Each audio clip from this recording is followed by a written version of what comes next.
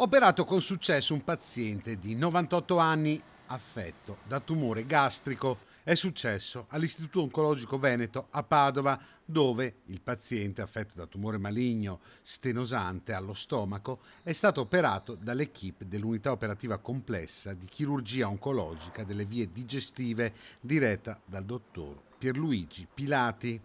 L'operazione è stata effettuata il 31 gennaio scorso e rappresenta un risultato di grande livello clinico considerata la complessità della patologia e l'età avanzata del paziente. Ad essere operato il signor Iginio Sergio Bessega, classe 1928, che era giunto all'attenzione degli specialisti dello IOV a seguito di progressivi peggioramenti nel decorso della malattia. Il signor Iginio presentava un progressivo calo di peso, dolore epigastrico, impossibilità ad alimentarsi, nausea e vomito. Gli accertamenti diagnostici hanno confermato la presenza di una neoformazione gastrica occludente localmente avanzata.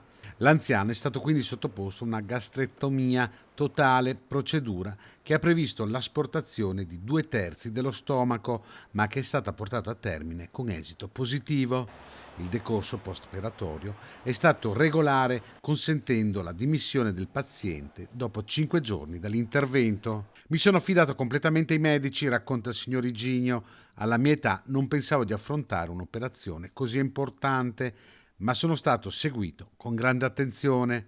Posso dire di aver ricevuto la vita 2 volte, la prima da mia madre, quando mi ha messa al mondo, la seconda a 98 anni dall'equipe dello IOV, che desidero ringraziare di cuore.